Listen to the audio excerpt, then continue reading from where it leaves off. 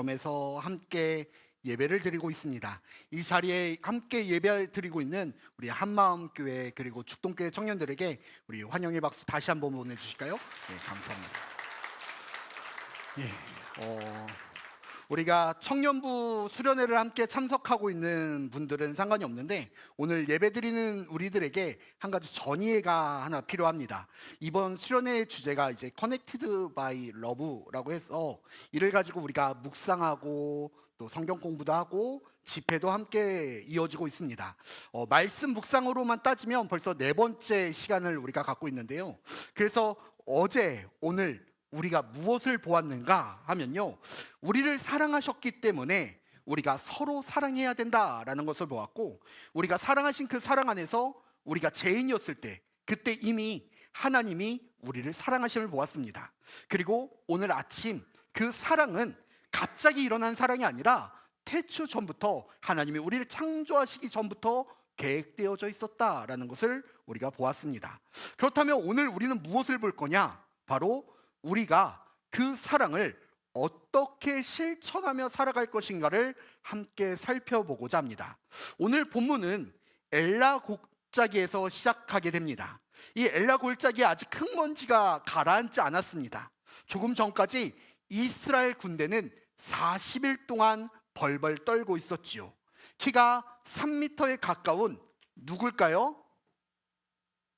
맞아요. 골리앗이었습니다. 골리앗이 아침 저녁으로 나와서 하나님의 군대를 조롱했습니다. 그리고 사울 왕부터 해서 병사들까지 그 앞에서 얼굴이 하얗게 질려 있었지요. 그런데 양을 치던 소년 하나가 물맷돌을, 네 맞아요, 다윗이에요. 벌써 얘기했네요. 이거 이따 나와야 되는데, 갑옷도 없이 칼도 없이 그리고 돌 하나를 가지고 나아가서 거인의 이마에 정확히 박혔을 때 그 거대한 몸이 땅에 쓰러졌습니다. 이 골짜기에는 함성이 가득 차게 됩니다. 블레셋 군대들은 도망쳤고 이스라엘 군대는 그 소년의 이름을 외치기 시작했어요. 누구라고요? 네, 다윗이었습니다. 다윗이라는 그 이름을 외치기 시작했어요. 어제까지 아무도 몰랐던 그 목동의 이름을 하루아침에 온 나라가 다 알게 되는 영웅이 되었습니다. 그런데 그 함성의 한복판 사이에서 남들과는 조금 다른 눈으로 바라보는 한 사람이 있었습니다. 그는 병사가 아니었습니다. 구경꾼도 아니었지요. 이 나라의 왕자였습니다. 그것도 사울의 맏아들이었어요. 이스라엘의 왕이 될 사람, 바로 요나단이었습니다. 세상의 계산으로 따지면요, 요나단은 이 시간 가장 불안해야 되는 사람이었습니다. 방금 전에 등장한 이 소녀는 벌써 이스라엘 백성들의 마음을 다 훔쳐갔기 때문이었어요. 사람들은 벌써 사울은 천천히요, 다윗은 만만이다 라고 노래하고 시작했습니다. 다음 왕이 될 요나단에게 다윗은 명백히 위협의 존재였습니다. 자기 자리를 넘볼 수 있는 가장 위험한 경쟁자였지요. 그런데 성경은 이 왕자의 마음속에 벌어진 일을 아주 놀라운 한 문장으로 이야기하고 있는데, 우리 사무엘상 18장 1절 말씀 우리 함께 읽어보도록 하겠습니다. 사무엘상 18장 1절입니다. 다윗이 사울에게 말하기를 마침에 요나단의 마음이 다윗의 마음과 하나가 되어 요나단이 그를 자기 생명과 같이 사랑하니라. 아멘. 오늘 우리는 이 왕자의 이야기를 함께 나눠보려고 합니다. 경쟁자를 끌어안은 사람, 자기의 왕관을 라이벌에게 건넨 사람, 바로 요나단의 이야기입니다.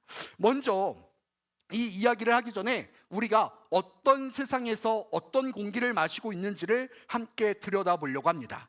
우리는 비교의 공기를 마시며 살아갑니다. 그리고 이 공기는요, 나이대를 구분하지 않아요. 우리 유초등부 친구들도 벌써 알고 있을 거예요. 시험을 보고 나서 점수를 나오면 부모님께 그 점수를 얘기하면 부모님이 가장 무슨 말씀을 하시나요? 공부했냐고? 공부했으니까 시험을 받겠지, 그죠? 엄마 아빠 나쁘다. 저는 그러지 말아야 되는데 저희 아이들에게 제가 가장 먼저 물어보는 게 있어요. 1등은 몇 점이니? 라는 점수예요. 학교에서 애들이 시험 점수를 몇 점 받았다라고 하면요, 가장 궁금한 게 우리 아이는 이 정도면 1등은 도대체 몇 점일까? 그리고 또 한 가지를 물어봐요. 제일 못 보내는 그러면 몇 점이니? 예, 나빠요. 알아요. 알고 있습니다. 그러지 말아야 되는 거 아는데 그렇습니다. 그래서 우리는 어렸을 때부터 배워가요. 옆에 있는 친구랑 같이 노는 사람이면서 동시에 이 친구가 나와 경쟁자라는 사실을요. 달리기를 하면 내가 몇 초를 뛰었다라는 것이 중요한 것이 아니라 내보다 앞서간 사람이 누구인가를 우리는 살펴봅니다. 우리가 학교에서 키를 재면요, 내가 얼마큼 성장했는지를 보는 것이 아니라 다른 친구보다 내가 얼마나 큰지를 살펴봐요. 우리 청년들도 마찬가지일 거예요. 이 스펙이라는 말이 우리 이름에 붙어 있죠. 학교, 학점, 자격증, 인턴, 요즘은 지방까지 SNS를 열면요, 친구들의 가장 빛나는 그 순간들이 계속해서 우리에게 보여집니다. 누구는 취업했고요, 누구는 유학을 갔고요, 누구는 벌써 결혼을 한다고 이야기하지요. 그 화면을 넘기다 보면 나만 뒤처진 것 같은 그런 조급함이 우리의 가슴을 조여올 때도 있습니다. 친구들의 좋은 소식에 축하한다라고 답을 보내면서도 마음 한구석은 항상 서늘해져 가요. 우리 부모님 되시는 우리 성도님들은 다르실까요? 이제는 나 자신을 비교하는 것을 넘어서 자식을 비교하기 시작합니다. 누구 집 아이는 어느 대학을 갔고 누구 집 아이는 어느 집에서 살고 있고, 명절에 친척들이 모이면 안부를 묻는 척 이야기하지만 사실은 서로의 등급을 매기고 있는 모습들을 보게 되지요. 이러한 비교의 인생의 저녁에 이르러서도 우리는 마찬가지로 살아갑니다. 이제는 이 인생의 저녁에서도 건강을 비교하기도 하고요, 자식의 성공을 비교하기도 하고 남긴 것을 비교하기도 합니다. 예전에 보일러 광고가 하나 있었는데 혹시 기억나시나 모르겠습니다. 얘야, 앞집 만순의 집에 보일러를 놓았단다 라고 시아버지가 이야기하면 며느리가 뭐라고 대답했을까요?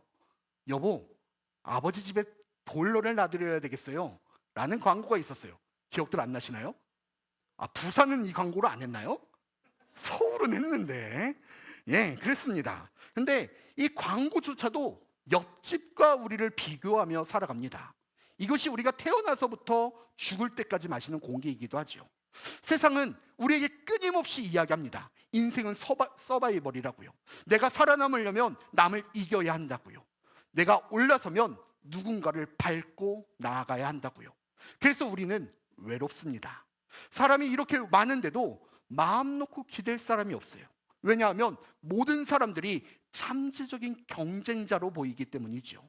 진짜 속마음을 보이면 약점이 잡힐까봐, 무너진 모습을 보면 뒤처질까봐 우리는 서로에게 갑옷을 입히며 살아갑니다. 가장 가까운 친구에게조차 가장 좋은 것만 보이려고 하지요. 정말 안타깝고 정말 아픈 것은 교회에서조차 그러고 있다는 거지요. 교회도 교회끼리 서로 비교하고 경쟁하고 서로의 갑옷을 입습니다. 바로 이 서늘한 공기 속으로 오늘 사무엘상 18장은 전혀 다른 이야기를 우리에게 보여줍니다. 다시 우리가 골짜기의 그 장면으로 한번 돌아가 보려고 합니다. 요나단이 먼저 누구인지 우리가 살펴봐야 되는데, 이는 그냥 왕자가 아니었습니다. 왕위 계승 1순위였습니다. 다음은 왕이 될 사람이었지요. 그것도 요나단은 이미 건증된 용사였습니다. 사무엘상 14장을 보게 되면요, 요나단은 무기를 든 한 병사와 함께 한 명만 데리고 블레셋 진영으로 들어가서 20명을 죽이고 전세를 뒤집은 영웅이었습니다. 그가 무능해서 다윗에게 밀렸던 것이 아니었습니다. 그는 이미 스스로 빛나고 있었던 사람이었어요. 그런데 그의 눈앞에 다윗이 나타났던 것이죠. 세상의 눈은 다윗을 어떻게 봅니까? 위협이고 제거해야 할 대상이었어요. 실제로 요나단의 아버지 사울은요, 다윗을 그렇게 보았습니다. 사울은 다윗의 노랫소리를 듣는 순간부터 시기하고 질투해서요, 그날부터 평생토록 다윗을 죽이는 데만 힘썼지요. 창을 던지고 군대를 풀었고 광야까지 쫓아가 추격했습니다. 사울에게는 다윗은 오직 내 자리를 빼앗을 사람에 불과했거든요. 그러나 똑같은 다윗을 보고 아버지 사울은 죽이려고 했고 요나단은 사랑했습니다. 이 둘을 무엇이 갈랐을까요? 그를 바라보는 눈이었습니다. 사울은 세상의 눈으로 다윗을 다 바라봤죠. 저 아이는 내 왕관을 노리는 나의 경쟁자다라고요. 그러나 요나단은 다른 눈으로 바라봅니다. 저 사람은 하나님이 세우신 사람이라고요. 우리도 옆에 있는 사람들을 볼 때 두 가지의 눈을 가지고 있습니다. 세상의 눈으로 보면 그 사람은 나와 한정된 자리를 두고 다투는 경쟁자일 것입니다. 그러나 복음의 눈으로 보면 그는 하나님이 지으시고 하나님이 세우신 나와 똑같은 존귀한 자녀가 되지요. 요나단은요, 우리 한번 따르실까요? 복음의 눈을 선택했던 것입니다. 그렇기에 다시 더 이상 위협적으로 보이지 않았던 거예요. 오히려 사랑스러웠고요, 지켜주고 싶고요, 세워주고 싶었습니다. 성경은 그 마음을 시브리어로 자기 생명처럼 사랑하여라고 표현하고 있습니다. 이 말은요, 단순히 그냥 제 마음에 들어, 쟤랑 친해지고 싶어 라는 호감이 아니었습니다. 원문의 뉘앙스를 그대로 살리면요, 상대방의 목숨을 내 목숨과 같이 똑같은 자리에 놓는다라는 뜻을 가지고 있어요. 저 사람이 잘 되는 것이 내가 잘 되는 것이고, 저 사람이 사는 것이 내가 사는 것이라는 두 생명을 하나로 묶어버리는 언약적인 결단이었습니다. 생각해보면 요나단은 이럴 게 너무나도 많은 사람이죠. 다시 올라간다는 것은요, 요나단이 내려간다는 것입니다. 다시 왕이 된다는 것은요, 자기가 왕이 되지 못한다는 거예요. 그러나 그는 미워하지 않았습니다. 사랑했어요. 자기 생명과 같이요. 이것이 얼마나 놀라운 사랑인지 느껴지시나요? 이것이 물 위에서 아래에서 위로 흐르는 아주 자연스러운 사랑이 아닌 중력을 거스르는 솟구치는 사랑이라는 것을 우린 발견하게 됩니다. 세상의 모든 이치가 그를 끌어내리려고 할 때 그를 세워주는 사랑이었지요. 이제 우리는 본문에서 가장 중요한 장면을 살펴보려고 하는데, 요나단은 마음만으로 다윗을 사랑했던 것이 아니었습니다. 그는 사랑을 행동으로 옮겼습니다. 우리 18장 4절 말씀 우리 함께 읽어볼까요? 18장 4절입니다. 요나단이 자기가 입었던 겉옷을 벗어 다윗에게 주었고 자기의 군복과 칼과 활과 띠도 그리하였더라. 아멘. 요나단이 자기가 입고 있었던 겉옷을 벗어서 다윗에게 줍니다. 그 다음에 군복을 벗어주지요. 그 다음에 칼과 활과 띠까지 하나하나씩 몸에 있는 것을 다 풀어 다윗에게 건너줍니다. 이 장면을 보면 그냥 친구들끼리 선물을 주고받는 그런 것이 아니었습니다. 이 시대를 살아가는 사람들이라면 이 행동이 어떤 것인지 다 알게 돼요. 겉옷을 벗어서 누군가에게 준다라는 것은 내 신분을 그 사람에게 넘긴다라는 뜻이었습니다. 훗날 사울이 요나단에게 분노하며 이렇게 소리치는 장면이 있어요. 내가 다윗과 짝하여 살아가는 것을 내가 모를 줄 아냐? 그가 살아있는 한 너와 내 나라는 온전히 서지 못할 것이다 라고 이야기합니다. 사울조차 알았어요. 요나단에게 이 겉옷을 벗어준다라는 그 행동이 사실은 왕위를 넘겨준다라는 것을요. 그 다음에 그가 무엇을 넘겨주느냐? 무기를 넘겨줘요. 군복과 칼과 활, 이것이 요나단의 힘이었습니다. 그를 전쟁 영웅으로 만들어주었던 실력이었고 그를 지켜주는 방패였으며 그의 자존심이었습니다. 요나단은 그 모든 것을 다하여 그에게 벗어줍니다. 자기가 자기 어깨에 있는 이 왕자의 겉옷을 벗어주는 거죠. 자기를 지켜주었던 갑옷을 벗어줍니다. 손에 익었던 칼을 내어줍니다. 활을 어깨에서 풉니다. 마지막으로 허리띠까지 그에게 줍니다. 그리고 방금 나타난 이 목동에게, 자기 자리를 위협할 수 있는 이 라이벌에게 자기의 모든 것을 내어줍니다. 이제 모든 것을 무장해제했습니다. 자기를 완전히 비우는 그 행동을 했던 거예요. 이제 나는 나의 지위도, 내 힘도, 내 미래도 다 내려놓겠다. 그리고 너를 세워주겠다라고 이야기합니다. 세상은 이야기하지요. 내가 가진 것을 꽉 움켜쥐라고요. 특히 경쟁자 앞에서는 절대 약점을 보이지 말라라고 이야기합니다. 그런데 요나단은 전혀 다른 방향으로 행동합니다. 자기가 강한 것을 벗어서 자기의 경쟁자에게 입혀줍니다. 그리고 우리가 요나단의 겉옷을 벗어서 다윗을 입혀주는 이 장면 위에서 또 한 분의 그림자를 발견하게 됩니다. 빌립보서 2장은 예수 그리스도를 이렇게 노래하고 있습니다. 그분은 본래 하나님과 동등된 분이셨습니다. 하늘의 영광이 그분의 겉옷이었고 온 우주를 다스리는 권세가 그분의 왕관이었습니다. 그런데 그분은 하늘의 겉옷을 벗으셨습니다. 스스로 자기를 비워 종의 형체를 입으셨고 사람이 되어 이 땅에 내려오셨습니다. 왕관을 벗고 마구간에 내려오신 거예요. 그리고 마침내 십자가 위에서 그분은 자기의 모든 옷을 벗어버리십니다. 로마 군인들이 그분의 옷을 가지기 위하여 제비를 뽑는 동안에 예수님은 벌거벗은 채로 십자가에 달리셨습니다. 그분이 왜 그 모든 것을 다 벗으셨을까요? 우리에게 입혀주시기 위해서였죠. 죄로 더러워진 우리에게 그분의 의라는 새로운 옷을 입혀주시기 위하여 예수님은 모든 것을 벗으셨습니다.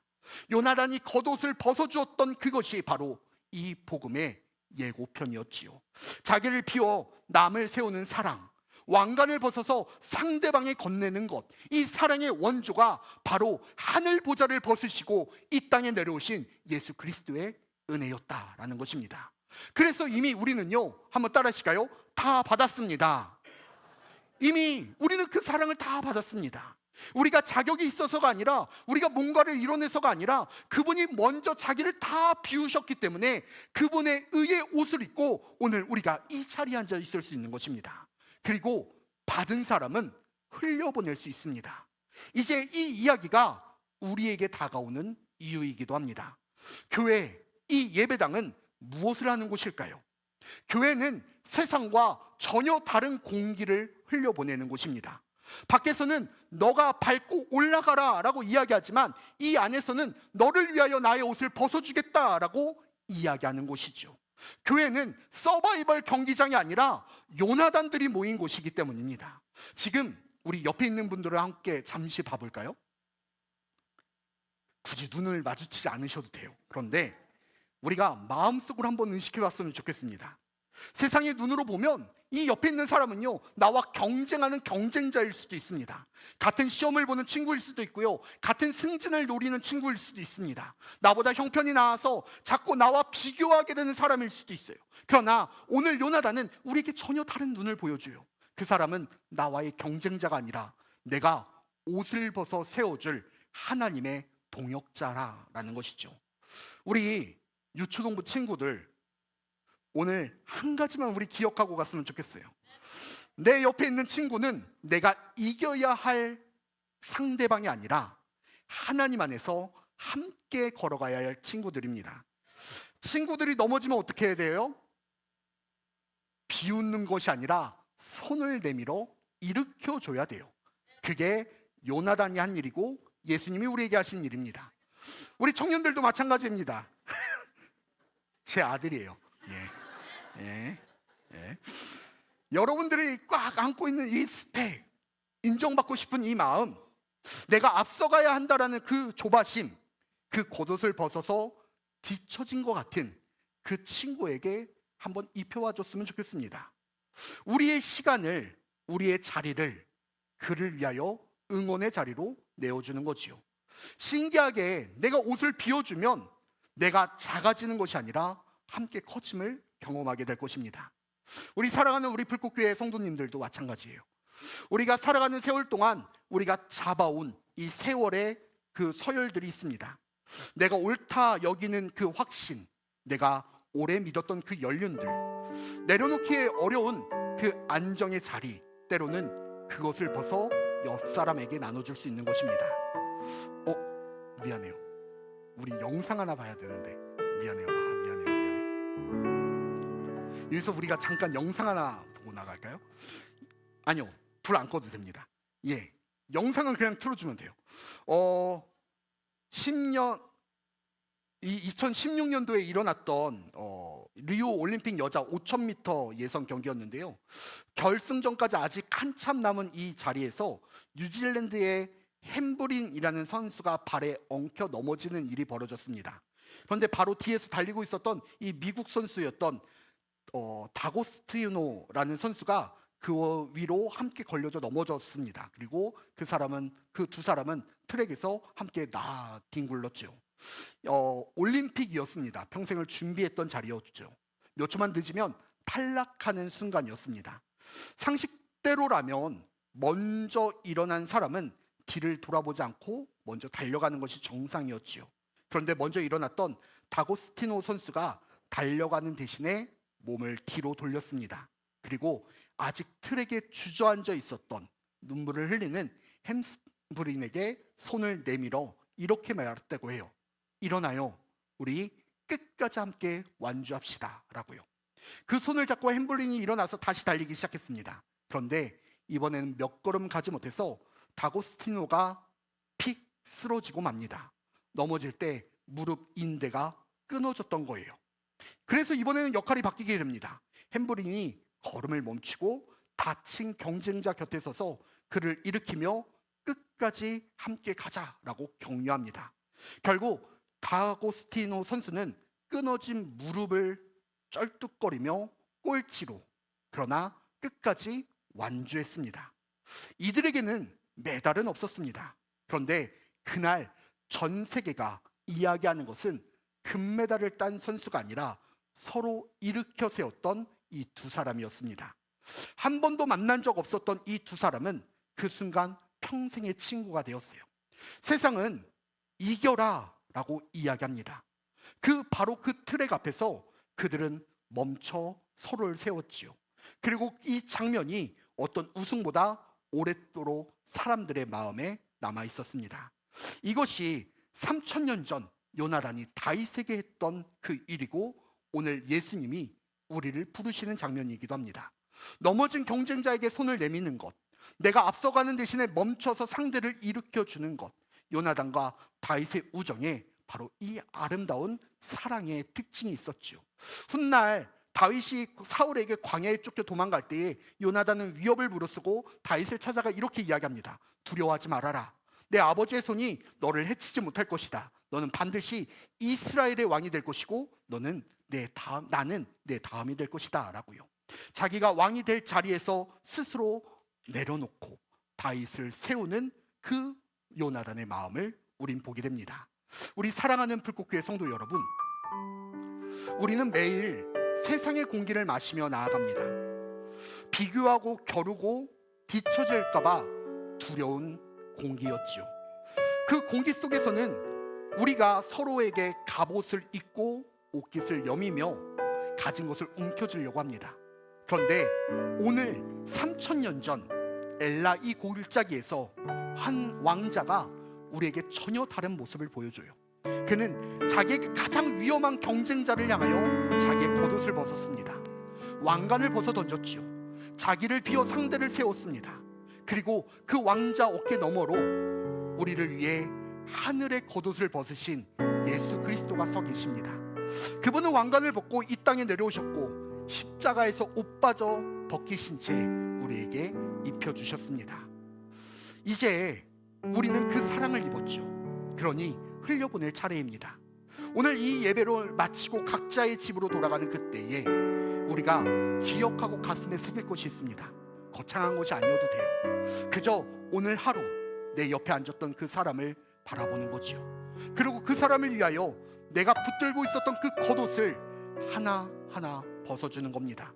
어쩌면 그를 향한 진심 어린 축하일 수도 있고, 어쩌면 나보다 앞서가는 그에게 시기가 아니라 응원을 해주는 마음일 수도 있고, 이미 넘어진 이에게 손을 내미는 장면일 수도 있을 것입니다.